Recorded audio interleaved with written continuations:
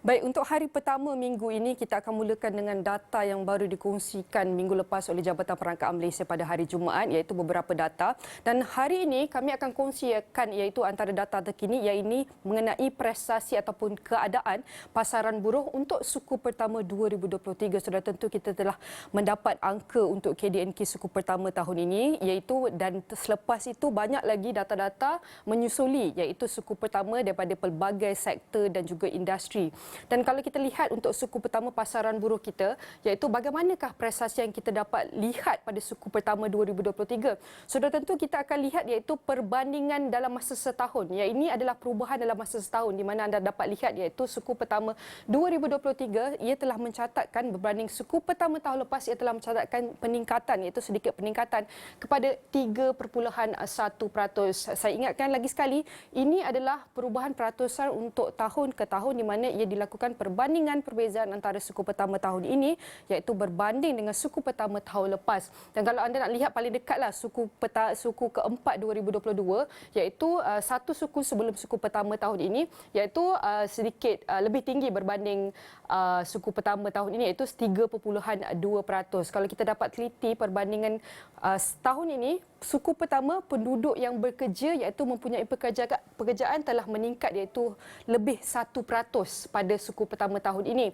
Selain itu, kalau kita nak teliti bagaimanakah kadar penyertaan tenaga buruh ataupun saya pendekkan kepada KPTB untuk suku pertama 2023, seperti di depan skrin saya ini menunjukkan iaitu berapa kadar iaitu telah meningkat iaitu sebanyak 69.8%, iaitu lebih tinggi berbanding tahun lepas untuk suku pertama iaitu 69.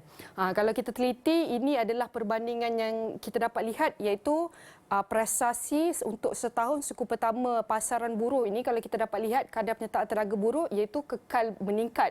Selain itu seterusnya kadar pengangguran, kalau kita dapat lihat suku pertama, untuk kita lihat bagaimanakah kadar pengangguran kita untuk suku pertama. Sudah tentu apabila kita bercakap mengenai kadar pengangguran iaitu adalah antara pendanda ekonomi yang amat penting untuk kita lihat kesihatan ataupun kita lihat tahap keadaan ekonomi negara kita ketika itu.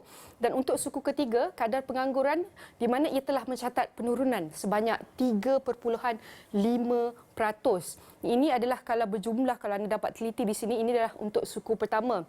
Di mana pada suku 4 sebelum suku pertama iaitu lebih tinggi sikit 3.6%, manakala kalau kita nak lihat perbandingan suku pertama dalam masa setahun, ini perbandingannya adalah negatif 12.6%, iaitu perbandingan daripada tahun lepas. Perbezaan kadar pengangguran tu ia merangkumi 2 digit perubahan.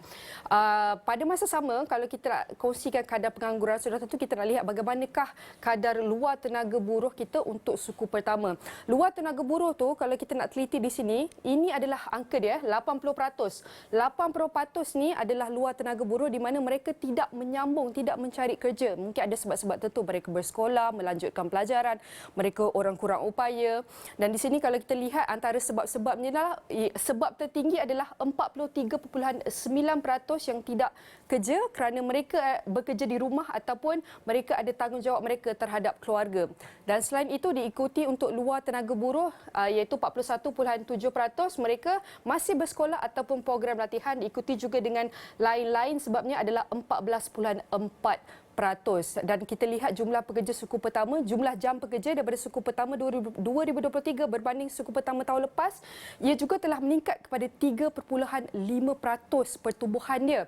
Dan lebih terperinci kadar guna tenaga, kalau kita dapat teliti perjalanan daripada suku pertama 2022 tahun lepas sehinggalah suku pertama 2023, kalau kita lihat kadar guna tidak penuh berkaitan, warna merah ni kita lihat iaitu ia masih di tahap kita boleh cakap stable.